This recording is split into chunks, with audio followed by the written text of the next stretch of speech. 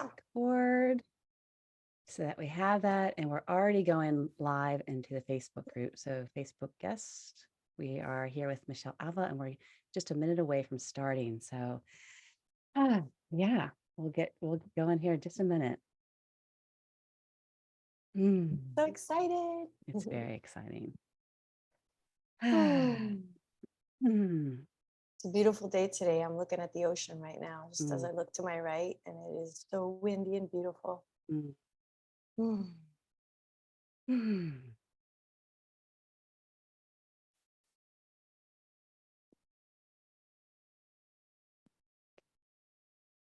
Just get my notes pulled up. Maybe I'll put this behind me. Just don't do that, because if it's going through that thing, mic. yeah. Yeah. Good point. All right, 10 seconds. All right, have a good show. Hey, thank you.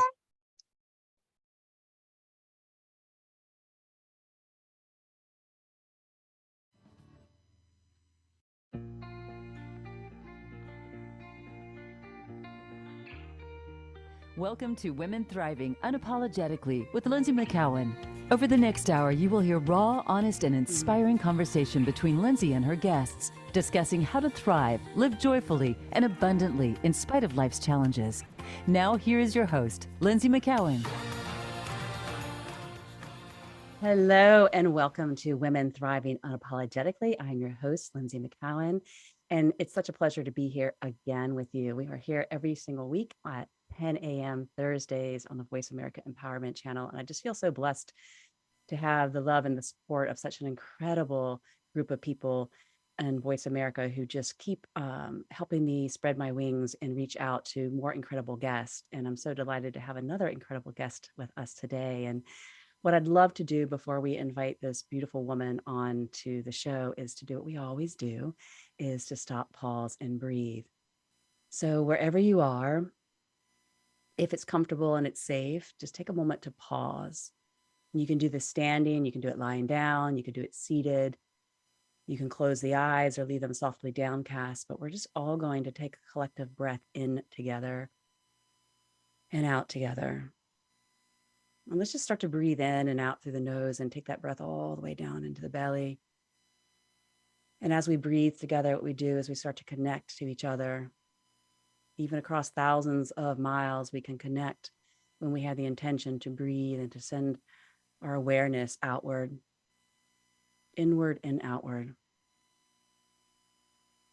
And just allowing the belly to be soft in this moment and all the distractions of your day to start to fade into the background so that you can be really present to this moment and present to this important and powerful conversation that we're going to be having today. How we can transcend fear and step into a state of love. How can we really, truly step into a state of love and move beyond the limitations that fear creates in our lives and our minds? So take another deep breath in through the nose and out, this time through the mouth. And just imagine what it would be like if you could be in a state of love and not fear. And then whenever you're ready, you can make your way back. And I'll now get the pleasure of inviting into the show Michelle Alva. Now, Michelle is a sex, love, and intimacy coach and has a background in physical therapy, hypnosis, NLP, mind dynamics, Tantra, integrative yoga therapy, sound healing, Theta Healing, PSCYH-K, mindfulness-based meditation, belly dance, and shamanism. Now, that's a powerful, powerful tool belt she has. And from that tool belt, she's created the ALVA Method, which is Amplify Love Vibrate Abundance, which we will talk about more on the show today. And so just know that she works with individuals and couples to process sexual shame, guilt, and empower individuals to be their own source of healing and transformation. So welcome, Michelle. It's so good to see you again. We just came back from the Yoga Expo. Well, she's from Florida. I came back from the Yoga Expo, but we were there together just sharing our gifts in this beautiful venue and being able to stand on stage and just do what we love. So, and I got the pleasure of seeing her in person, which oftentimes I don't get to do with some of our other guests. Thank you so much for having me, Lynsie. Hello to everyone. And I'm so grateful to be here. And you're such an inspiration to me. So it's an honor to be here with you today.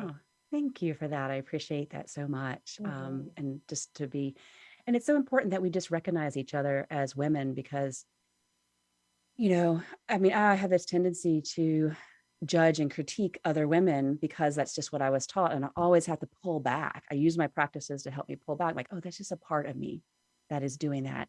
And how can I actually see the full picture and the full woman and all of how all of our parts are interplaying in all this. And so in the way that we start to break some of that down is just to recognize each other and say it out loud. So I appreciate that, and I appreciate you for being here today. And and I believe that the best teachers and the therapists and the mentors are the ones that don't just study and acquire all of these certifications, but they're acquiring those certifications because they're inspired through their own experiences of life. And so they can actually bring the knowledge and the experience together in a beautiful way. And so I'd love for people to hear a little bit about your story and what inspired you to get all of these certifications and do the work that you're currently doing today. Yeah, thank you so much. Well, what inspired me to get all these certifications is unworthiness, actually. I never felt I was enough. And that's why I sought out so many different modalities. And I wasn't satisfied with traditional physical therapy. I actually started yoga when I was 17 years old. And I was already going into physical therapy. I knew I wanted to be a PT at age 17. And I graduated at age 22. So for the past 29 years, really about that, I've been accumulating all this experience and wisdom. So that's what I feel today is so amazing, that I live what I teach, I embody what I preach, and I see the results in my own amazing life. And that's what fuels me. And I mean, I love. And so the original source of all of that was feeling unlovable, feeling worthless, feeling less than, and self-loathing. So I came from a very not healthy, codependent, looking for love from everybody else, not enoughness, and then wanting to seek out what is the most effective, science-based, major healing, minor effort was my little slogan. And that set me on this journey to study all these different modalities that really it was for me. It was really all for me. And I get to share it. So. Yeah. And so how do, I'm always curious about everyone's stories and what, you recognize that you had this sense of unworthiness, but for a lot of women, it's difficult to understand that that's actually one of the root causes. Like, how did you understand it? That was the root cause, or was it something that you discovered as you were doing all these different certifications and practices? That's a great question. So I discovered the unworthiness after my 20-year relationship with my former husband ended. I was 37 years old when I had a divorce. I was very unhappy in my life, but you would maybe, if you saw me from the outside, physical therapist, a mom, married to a doctor, her high school sweetheart, you would think that I was happy, but internally I was not happy. And I was always telling him, oh, you have to do yoga. You need to learn how to meditate. I was always telling him what to do. And that's not love. I was unhappy with myself, projecting all my unhappiness on him. So after the divorce, I went to therapy, and I went to many different healing approaches because I made it my mission to learn how to love myself. I knew I didn't love myself. I studied codependency. I was definitely very codependent. And so there was a lot of shame with codependency, being a therapist, physical therapist, and a yogi. I judged myself a lot. How could I be so effed up? What's wrong with me? And so therapy helped me a lot. And then yoga, meditation, the breathing, energy healing. And I was raised Catholic, and I had sexual trauma when I was 14. I lost my virginity very young, and sex for me was painful. So right there, I had a lot of shame in my life. And in therapy is when I really started to open up about that. So for 37, I guess from 14 years old to 37 years old, I lived as a toxic wife, nitpicking her husband. So then there was so much self-forgiveness that I had to do. But I was really hard on myself about the whole thing. So it's only in the last years that I've put more honey on my actual journey. And then also my father left when I was 14. So I felt very abandoned. I felt like I'm not important. I'm obviously worthless because my dad doesn't keep in touch with me. So those two major life events led me to seek love in others. And that's why after my divorce, I made it my mission to find out what is love. And today that led me to create the ALVA Method, which is Amplified Love, the love hormone. So it's very science-based, and Vibrate Abundance. Because the more we align with love, we're automatically more abundant. And I see that in my life today, living here, looking at the ocean from this seat right now where I live. And just, I love my life. My life is amazing. So I'm very inspired by my own life and all the hard work. But today it's more playful hard work. Yeah. So I love what you, like, I just want to go back to what you said, that, we often need a catalyst that takes us to the next level of understanding and to really take us to do the work or have the relationships that we're really meant to have. And here you were at a young, in over 20 years of marriage with someone, and it took that relationship to actually end for you to have the energy or the impetus to go forward and to seek something for yourself. And so I know a lot of women out there just cling to a relationship because they fear releasing it, even though they know it's toxic, even though they need a shift in their lives. It's the fear of letting go. So in that moment, you had the courage, like, okay, like I now know I need to take steps for me because I'm recognizing that I'm not loving myself. And so I think that's very beautiful, and that it's so important for women to understand that these hardships can lead us to a greater state of expansion and awareness. And it's hard work, but it can lead to that hard work that eventually becomes playful. And so it wasn't really courage, to be really honest, Lynsie. It was desperation. I don't think I look at myself as a courageous woman getting a divorce. It was because I was not happy and I didn't know how to get out of that. But there was something inside me that there was some relentless, it's like having a rock in your shoe that you're doing something that is not the best thing you could be doing, but you don't really know how to get out of it. So I actually created, we're creating all the time, right?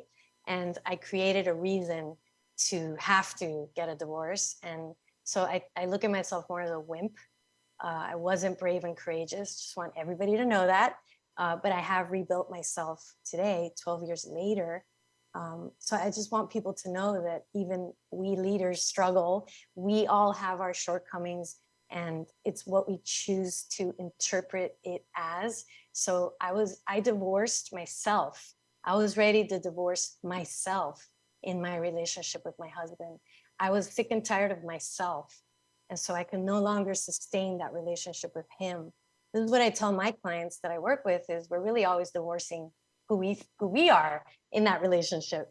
And I think that helps us a lot because we're working on ourselves, right? That's the only person we can ever transform or heal. So yeah, just wanted to say the truth there. Yeah, absolutely. I appreciate that, because there are those moments we do, like I used to call it the pit of despair. And when I would hit that, and I hit it more than once, that there would be that desperation. And that's one of the lowest vibrations that we can experience. Actually, it's like almost one of the ones that are furthest away from love.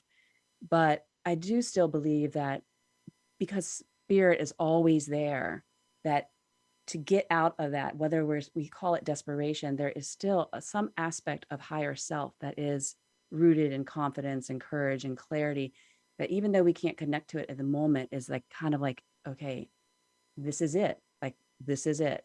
And then that Thank you builds. for saying that, Lynsie. Yeah. Thank So you for, yeah. I've been really hard on myself through the whole thing, because that was the greatest sin, is to get a divorce, to break a marriage. And my parents were divorced. So for me, I knew 6 years, I knew that that was going to be my path, but it was a sin, to get a divorce. Being raised Catholic, that was the greatest F up you could do. So I really wanted to avoid that.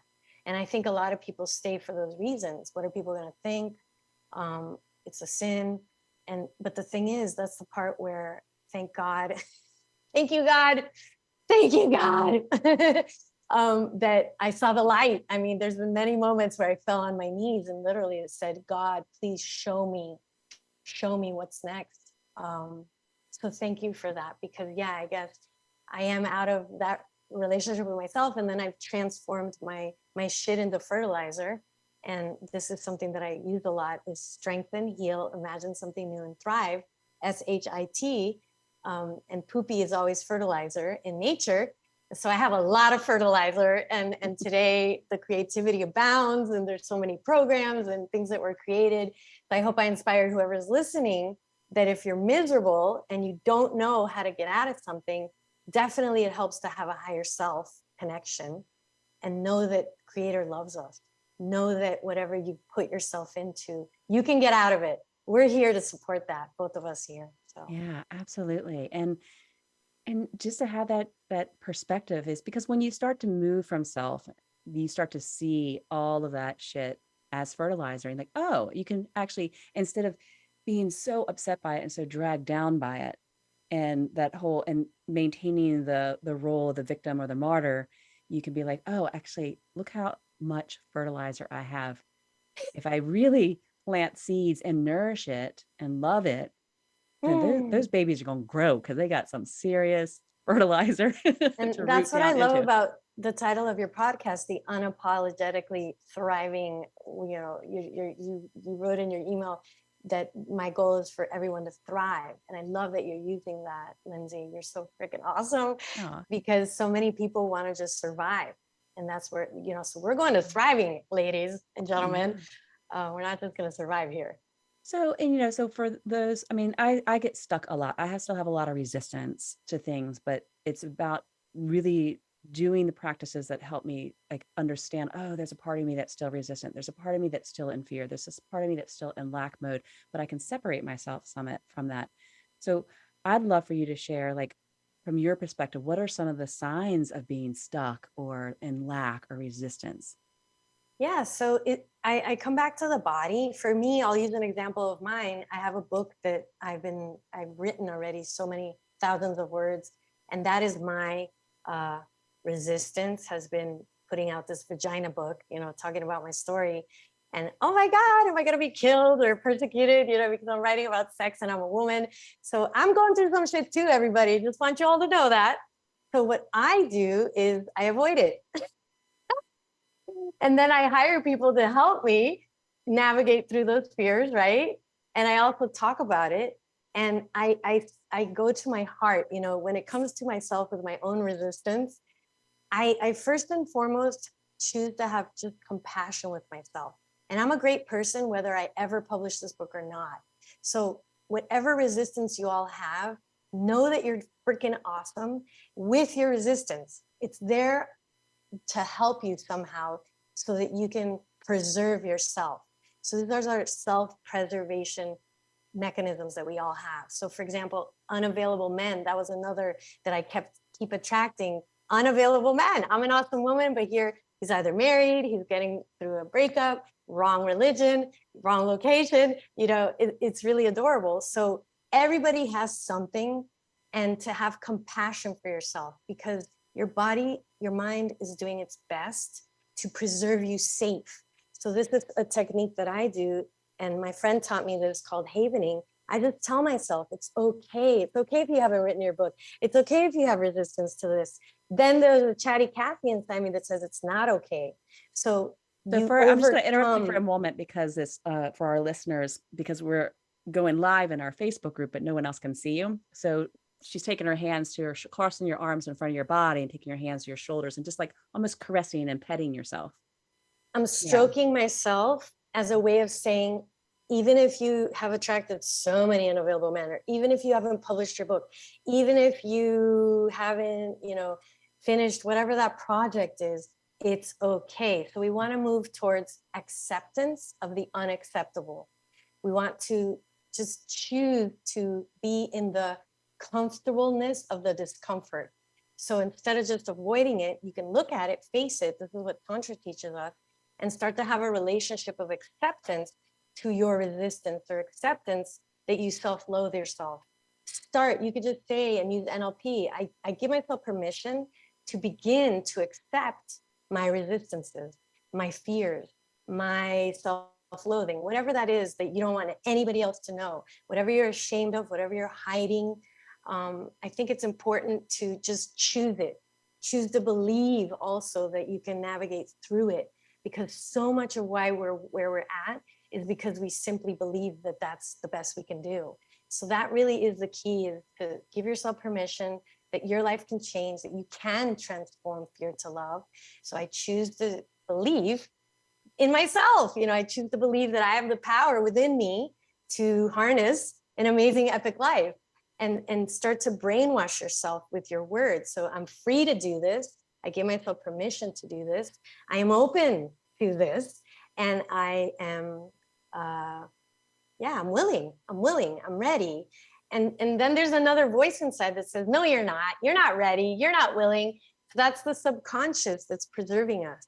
So even if you have that voice, that chatty Cathy or Debbie Downer, you consciously bring in your fairy godmother, your most lovable version of yourself, and just step in for yourself and stay with yourself. I choose to stay with myself instead of abandon myself, because that's what I would do. I would leave myself and I would check out, I would dissociate. And that's the best that I knew back then.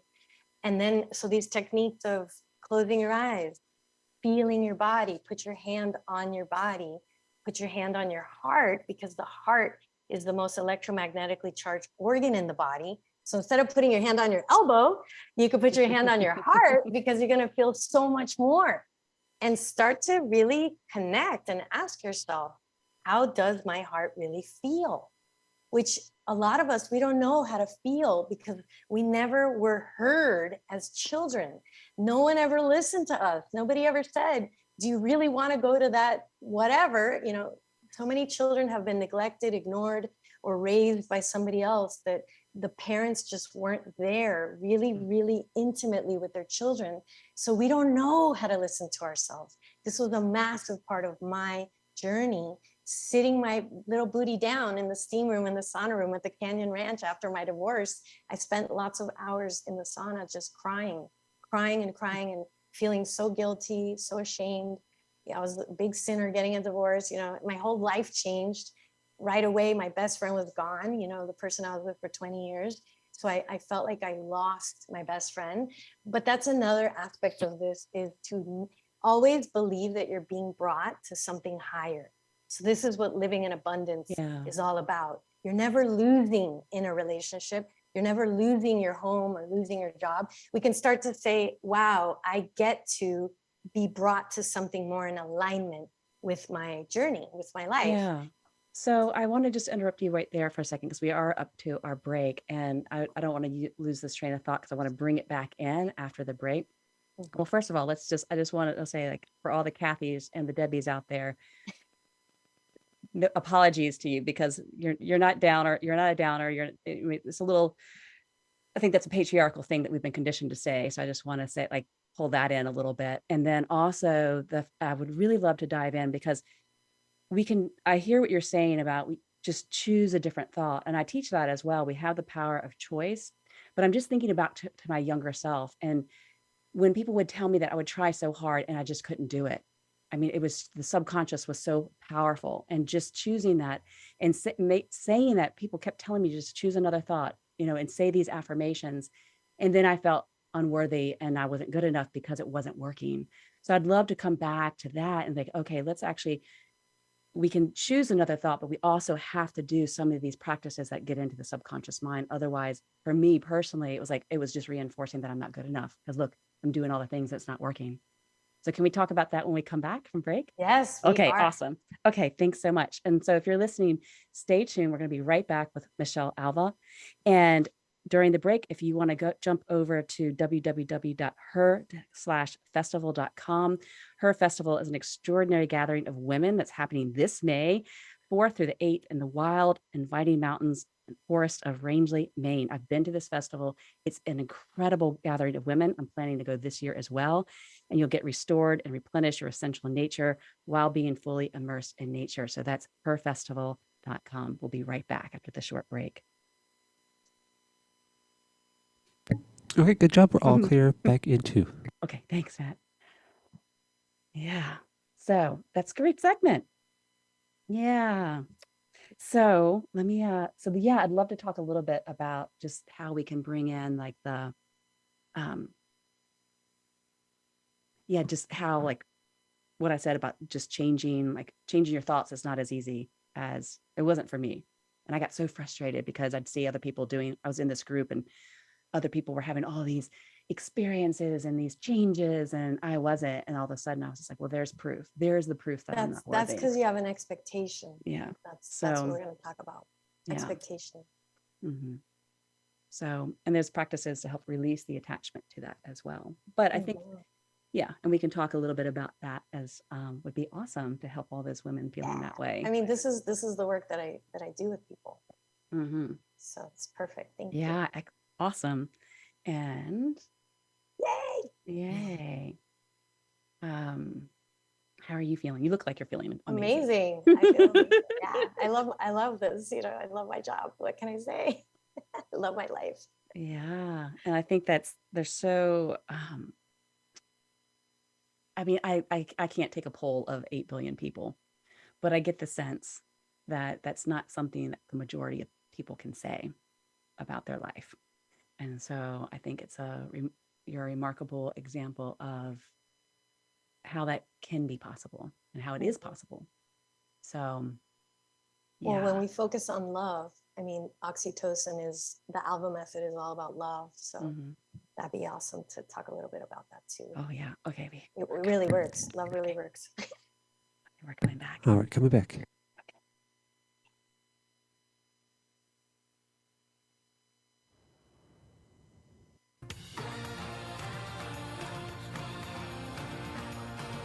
You're listening to Women Thriving Unapologetically with Lynsie McKeown.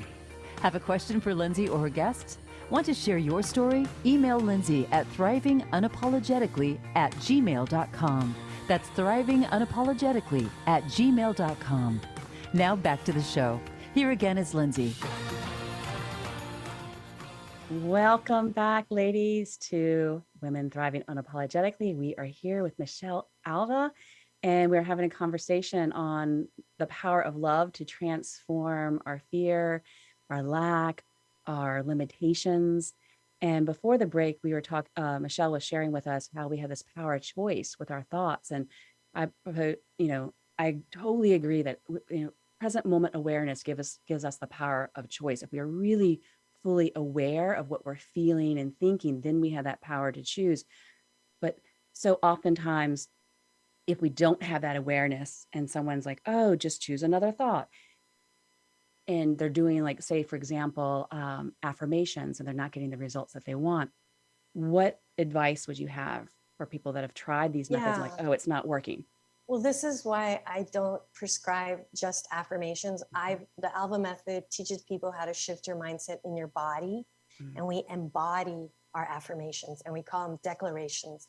So saying something, I am love, I trust myself, that's not enough.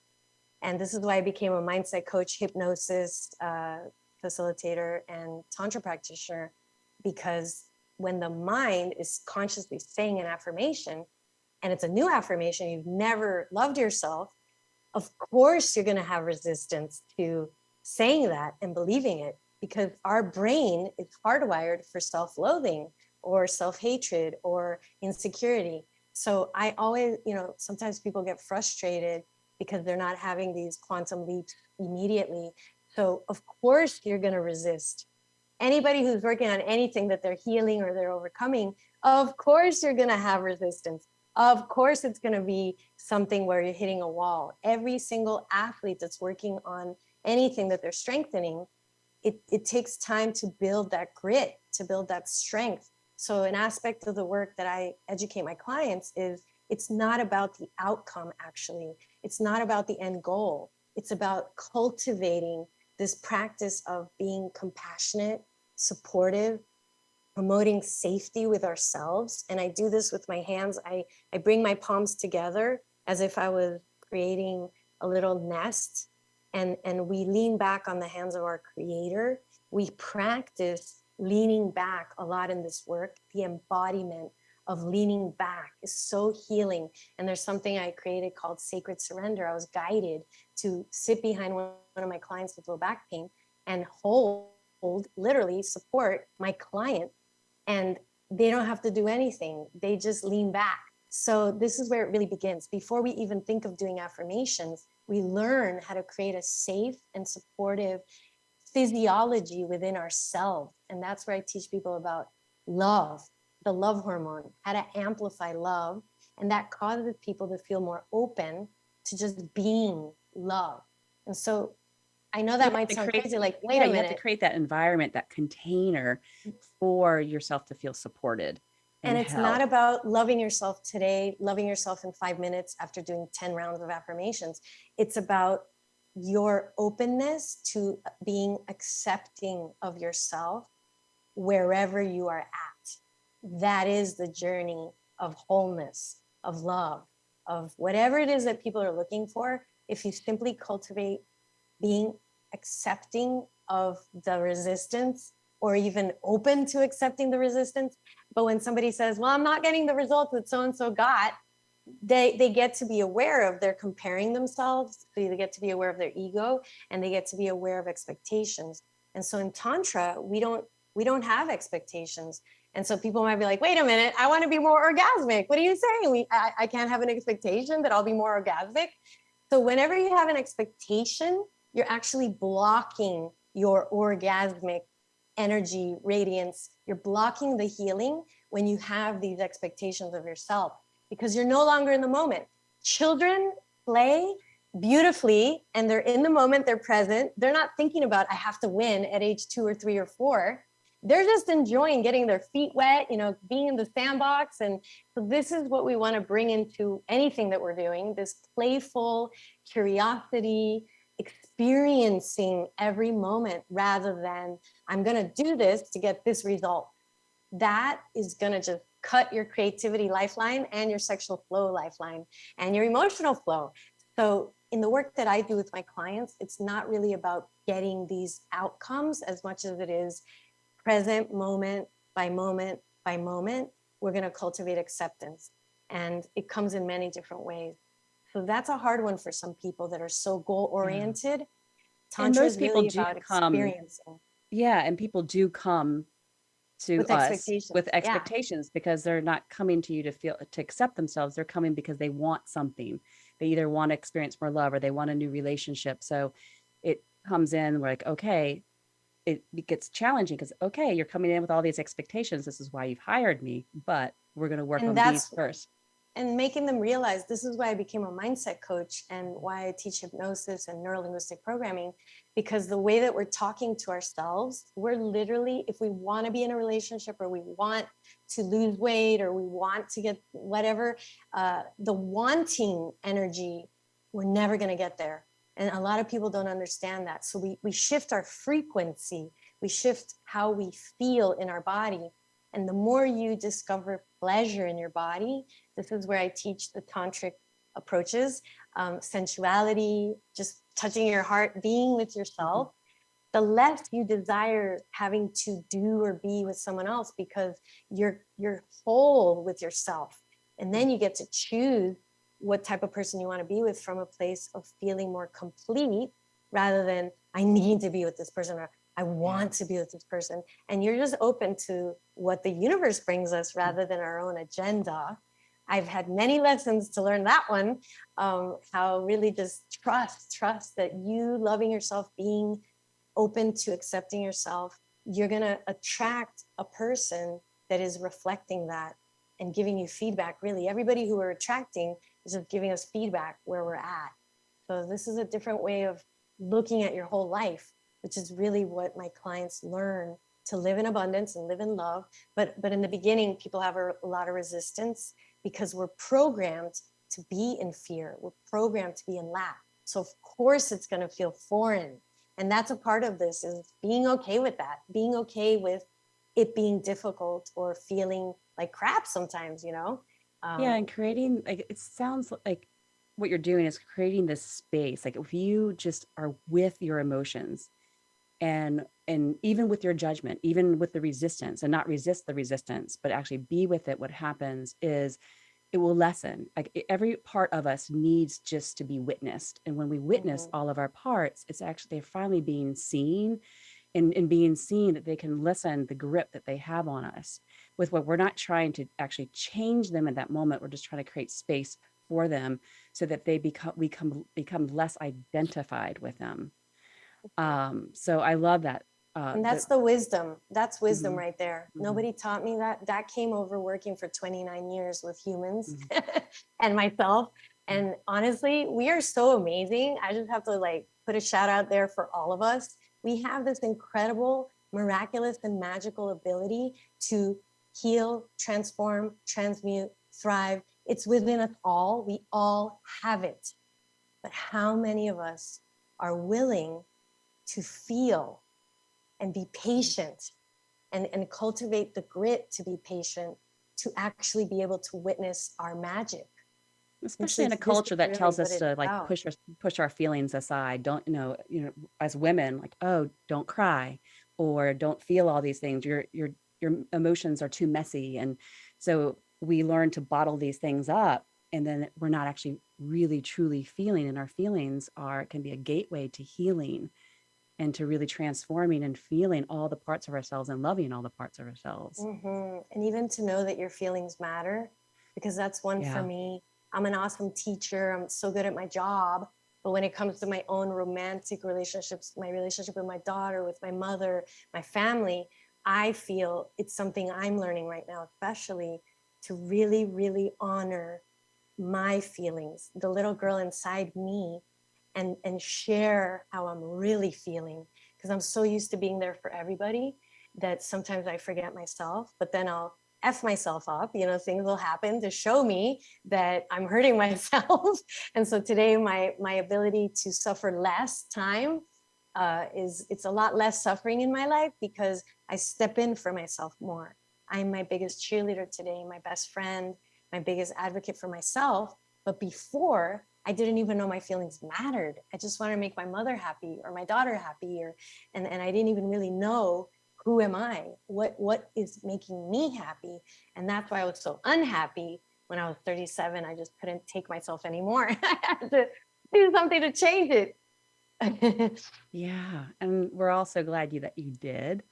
And, you know, and I just want a little clarification, just because I come from a Tantra yoga lineage as well.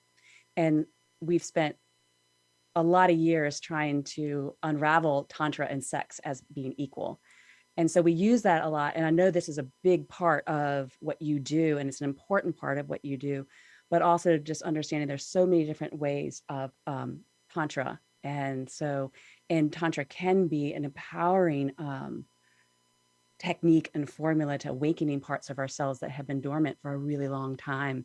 And there are definitely schools of Tantra that utilize practices that invoke more sexual intimacy, and there's others that don't. So I just want to make that clarification, because there's already like a really, like, as soon as you say Tantra, people think sex, but it's so much bigger than that. But there is a lot of power in that as well. So I just wanted to clarify that for our listeners. And before we go into talking about your ALVA method, because this is, you use some Tantra practices in your ALVA method. And well, first of all, let's revisit, like, okay, tell us what the ALVA method stands for again. Alva is my last name, and it happens to stand for Amplify Love. And when we say love, we're talking about oxytocin, the love hormone. It's all science-based. And Vibrate Abundance. And so, for example, the connotation to that is, if I am ashamed that I lost my virginity when I was 14, I developed tension in my vagina, and every time I have sex, it hurts me, I am holding this trauma, this memory in my body. And if I avoid confronting those sensations and addressing them, I am in a lack of my own total human experience. So whatever you're avoiding is actually attracting yourself to be more in lack. So Tantra, I raise my arms up in the air, way up to the ceiling, and I say Tantra is all about expansion, freedom, and liberation. And so for me to be free and be orgasmic, once again, creative, abundant, it would behoove me to look at what's happening down in my genitals if I had sexual trauma, and to address that. And then I would become more wholly integrated. So that ALVA method teaches people how to get to the root of their own physical body, energetic, emotional chakra. You know, we literally, I teach people how to massage and learn their sexual anatomy. Also, they learn about their heart coherence. It's a science-based approach that embraces our sexuality.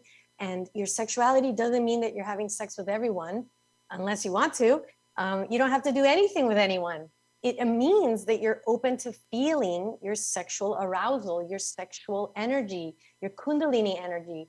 It's about learning how to be turned on to your own beautiful, ecstatic radiance, your whole body orgasmic radiance, which a lot of people have no idea how to embrace our creative sexual healing energy.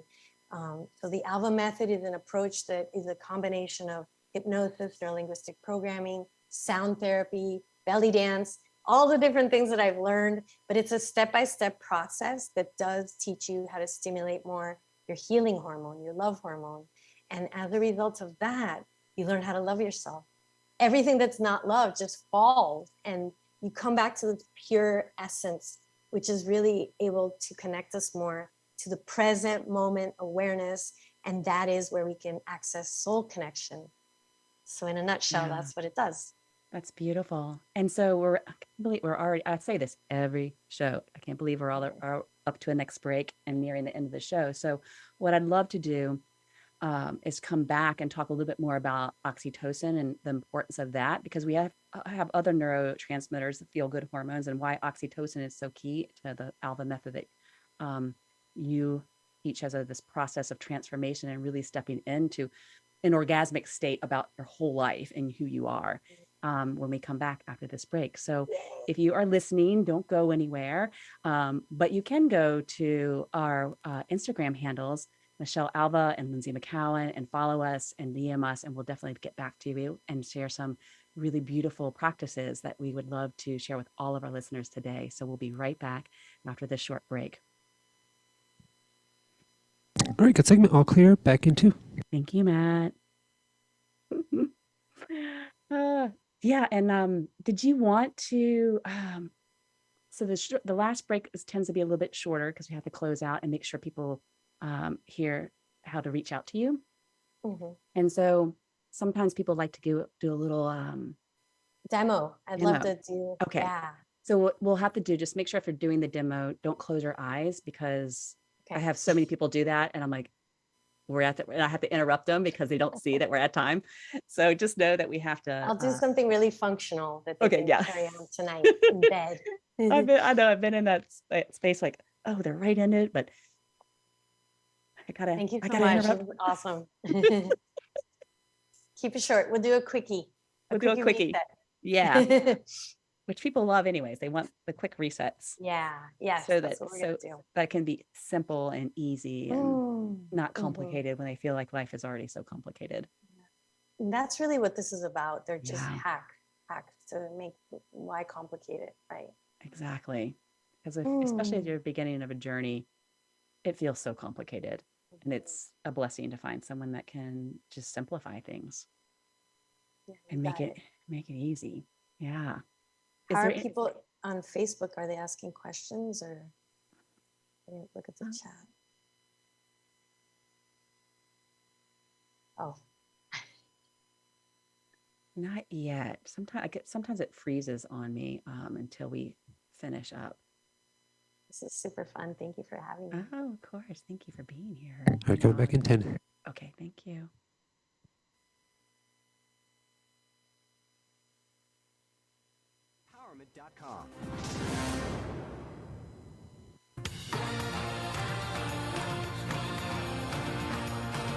You're listening to Women Thriving Unapologetically with Lynsie McKeown. Have a question for Lynsie or her guests? Want to share your story? Email Lynsie at thrivingunapologetically@gmail.com. That's thrivingunapologetically@gmail.com. Now back to the show. Here again is Lynsie. Welcome back, ladies, to Women Thriving Unapologetically. We're having an incredible conversation with Michelle Alva, and she's been talking to us about the ALVA method. And we were talking about the love hormone, which is oxytocin. And I'd just love for you to explain to everyone why oxytocin is such an important feel-good hormone. We have other ones, which are dopamine and serotonin and endorphins, but what is it about oxytocin that is so yummy and transformative? And I just want everybody to know that I've studied oxytocin since the beginning of time in my life. I mean, I'm embodying oxytocin massively, everyone. Just have to throw that out there. The love hormone is the bonding hormone. It's the connection hormone. It's also the focus hormone. It's the hormone that is involved when a mother breastfeeds her baby. It's also involved when we're looking at each other's eyes and we're available, when we're present. And so oxytocin, the love hormone, is probably one of the most closest to humanity hormones that help us really connect to the most authentic aspect of us. And the love hormone happens to also be very, very present in whole body orgasm. So if you really want to get to know love, get your heart on before you get your heart on, and integrate your heart with your sexuality. And if you think about it, we're breathing oxygen from nature all the time. Nature makes oxygen for us to live, and we make CO2 for nature to live. And so we are nature. We're constantly in this relationship with nature. And if we look outside, the plants are reproducing all the time. And so sexuality, procreation, is the most raw, purest, authentic aspect of us. And it was designed to happen with connection. And so for the people that feel that you're all alone, people that don't feel you have enough intimacy with others, friends, support, we're not actually in alignment with our most authentic part of us. And this is why I feel humanity suffers so greatly right now, because we don't feel community, a lot of us. And so oxytocin gives us back the community within ourselves. It teaches us intimacy, which is at the core, most purest part of us and what we are. So the minute people start learning how to amplify oxytocin, they actually start to feel more themselves. And this is the magic that happens in my couples Tantra retreats, in the one-on-one sessions, in the group classes, in the Zoom classes. People have these epic, amazing leaps and bounds of miracles that happen to them because we're simply using the natural neurochemicals that are at the core, really what we are. So when there's fear, we're actually disconnecting from our purest essence. When we bring in love, it actually takes less energy to function in love, so you feel more energized. And I just think it's beautiful that a woman breastfeeding, when she's releasing milk through her nipple and breastfeeding her baby, there's a lot of oxytocin. When people are having an orgasm, they're releasing fluids, right? And there's a lot of oxytocin. When people cry and they're feeling so much love, they're so overwhelmed in love, just looking at somebody that you love, there's a lot of oxytocin. So you can start to think about love as emotional release. And this is something that for anybody there who has a hard time crying or letting their emotions be felt, you probably have a lower amount of oxytocin. So then it's okay, because I would love to share a simple hack to get people to start to amp up their oxytocin. I'm so glad you said that. It's like, okay, give us something that's simple, because everyone has these complex, or they feel like they have over full lives. Give us something that just raises our oxytocin. The easiest, super easiest way you could ever secrete more oxytocin is for you to look at yourself in the mirror and commit to looking into your eyes. So you literally just go to your mirror, go to your bathroom, wherever your mirror is, and look at yourself. Look into your eyes. So that is step number one. And just be present. Be open to being present, to looking into your eyes. and stay. You could put the timer for 3 minutes, 5 minutes. And so what happens is a lot of times we have all these stories that we make up about ourselves. Oh my God, I can't believe you're looking at yourself. You're so into yourself, or I don't like your eyes, or look at those wrinkles, or look at those sunspots. You know, we come up with all this talk inside, right? The criticizer.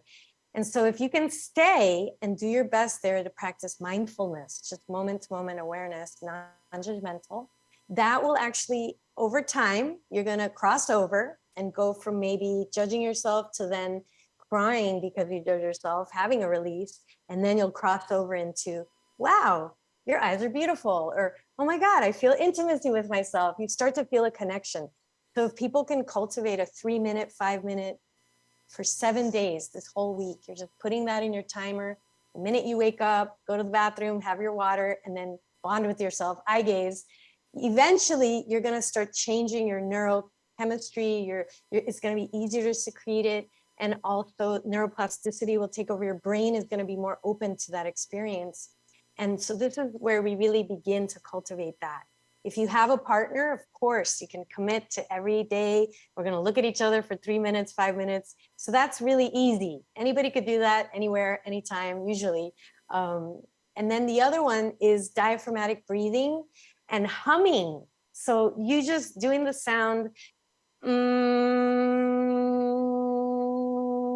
with your lips together. I have this video on my YouTube channel, and there's science that supports that a person humming, and I believe it was only for 3 times in a row, 5 series of this, it amps up your oxytocin. So that's a hack, and I have a video on it. So if people just type humming Michelle Alva, that video will come up on my YouTube channel, Michelle Alva TV. Yeah. And another one so it's the Brahmari breath. Humming. So then they're also singing. Singing stimulates oxytocin. Dancing, walking, just walking, being present to whatever you see, not on your phone walking, but that repetitive movement also secretes oxytocin. And then lastly, I teach the E3 breath, which is all about expanding, because love causes us to expand. And we take 3 deep breaths and then exhale, and we open up our bodies. Wide. Yes, spread your arms out wide, and Baddha Konasana is a great posture for this too. Soles of the feet together, knees wide apart, and feel your body open. Take up your space. And then I teach this expansive breathing called E3 breath. It stands for elongation, expansion, and extension. And we expand, expand, expand, and we hold it. So it goes like this. Inhale through your nose. In Baddha Konasana, arms are spread, soles of the feet together, knees apart. Inhale, inhale, inhale, and spread your fingers out. Separate your thighs. Take up your space. Feel your expansiveness. Hold it for as long as you can. And then exhale. Inhale, inhale, inhale. Inhale, inhale, if you can, a little more. So this is where we get to be thriving. We get to be opening. We get to be expanding. And we get comfortable feeling that expansiveness so that our body can embody more expansion, receptivity, openness. And this will help you to cultivate being open to transformation, to unapologetically thriving. So this is a posture that I highly recommend. It's the power pose. If you just stand and put your arms up for 2 minutes, this changes your neurochemistry also. And I like that option Cool because there might be people out there that have had sexual trauma that they haven't quite processed yet, and that could be a very vulnerable state. So maybe just standing with the arms wide and breathing. Are there any other contraindications that people should be aware of with holding the breath, or anything that you might want people to be aware of, and maybe reach out to you and kind of work with you one-on-one if they might have some contraindications? I always say trust your intuition and only do what feels comfortable and what you gravitate towards that feels peaceful and grounding. It's more about feeling yourself expanding. It's less about the technique. Yeah, I love that. So feel really yourself expanding.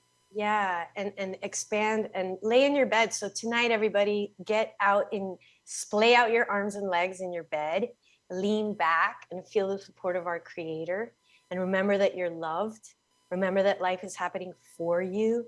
And whatever you might think is not a good thing, know that it's happening for you. And when we can start to accept and then shift into what would I like to create?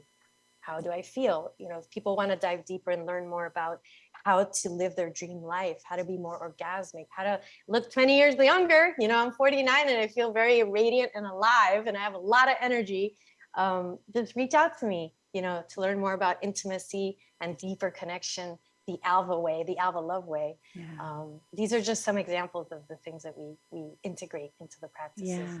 So thank you so much, Michelle. I really appreciate your time and your wisdom and sharing your story and inspiring other women to really connect to the power of love, especially self-love, so that they can really step into their fullness and thrive from this abundant, radiant place. So be sure to reach out to Michelle. She has incredible YouTube channels, Michelle Alva.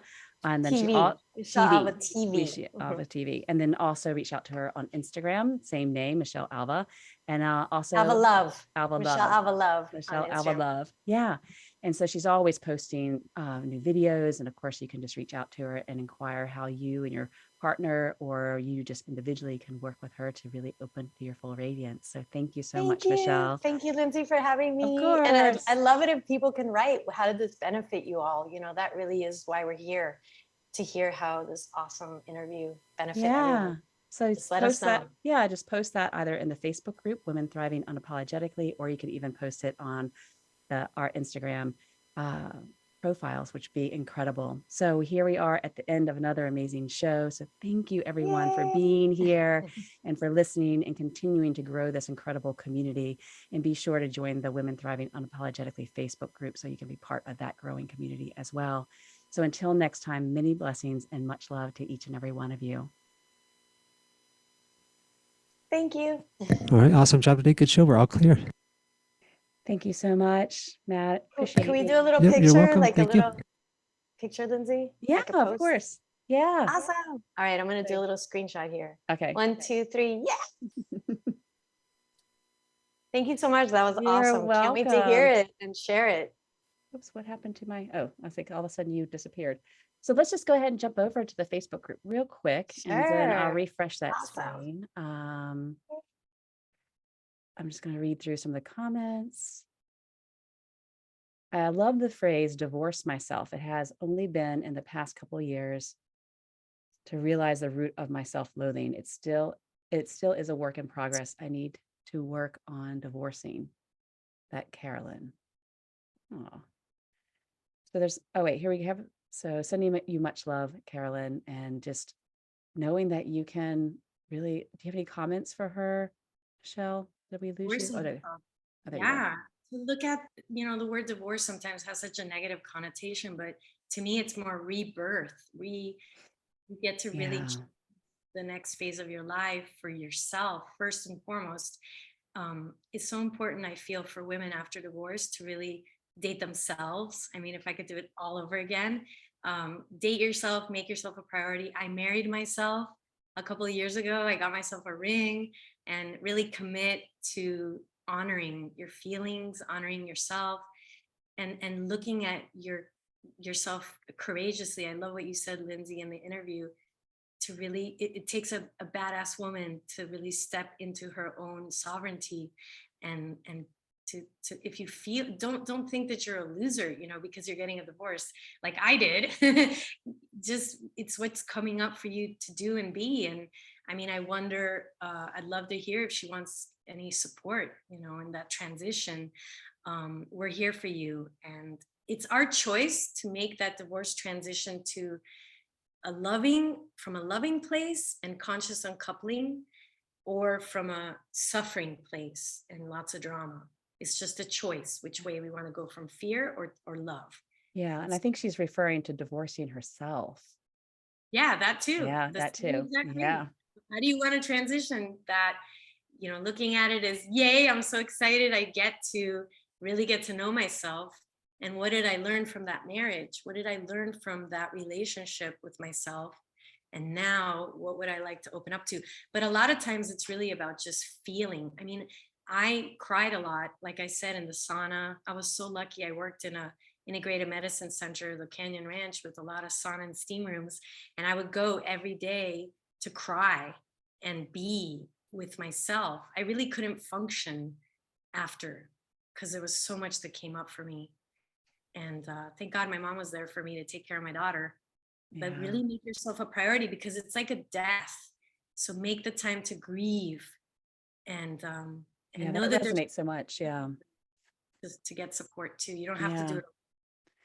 And that just resonates so much, because I know when I was seeing a therapist and going through a really challenging time, I would be so exhausted afterwards. Like it was so much came out of that sessions. It would end up having to be a 3-hour booking, because the 2 hours after that, I would have to go home and take a nap or just be by myself. So much was releasing. There's no right or wrong way to do it. Yeah. Like I had a lover after my divorce, kind of shortly after, but in a way I was so deprived of touch, or sex and intimacy in that way. So honor whatever ways support you shamelessly. Honestly, I wish I could do it all over again and enjoy myself a little more. But at the same time, am I doing this to distract my pain or and have compassion for yourself? Sometimes that's what we need to do. So I wish I would have gone into the whole transition with more love for myself and not judge how, because sometimes we resort to certain things that looking back on it, we're like, oh my God, nothing is a waste of time though. Enjoy the experience of whatever that is. And then regroup and ask yourself, is this really helping me thrive?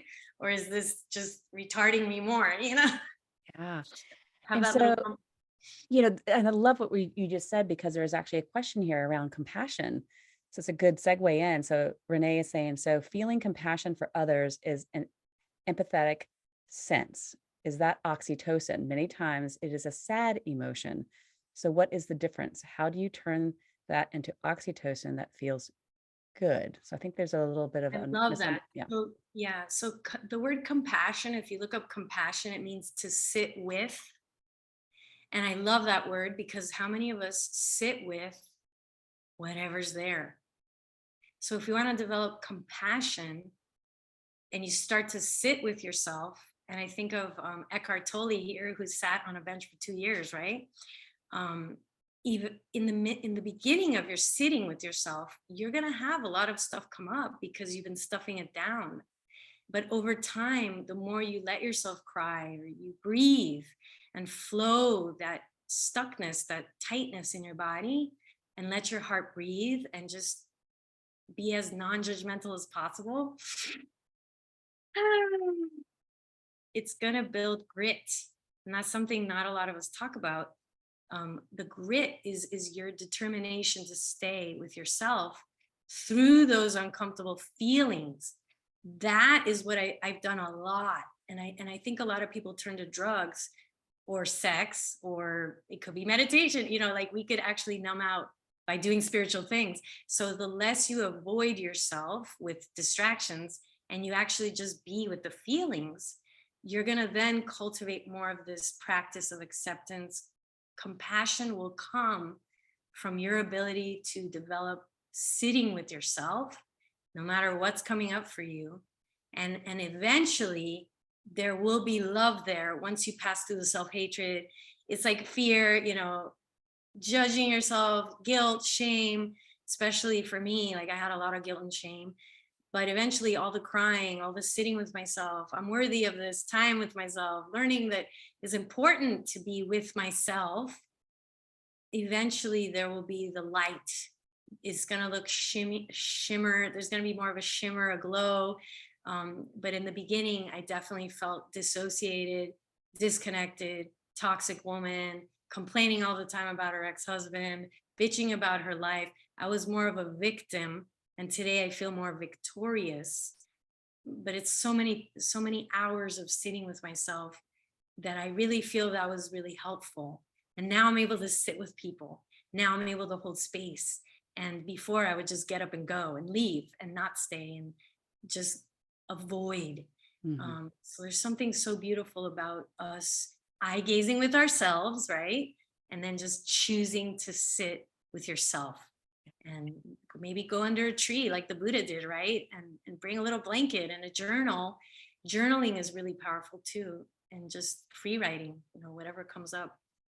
Yeah, journaling is so therapeutic, and it's so interesting because I would resist it for such a long time, and some I still do. There's always resistance to the practices, but when I do them, and it's just like, wow, you get so much insight. And a lot of the comments here is like, thank you, this was awesome.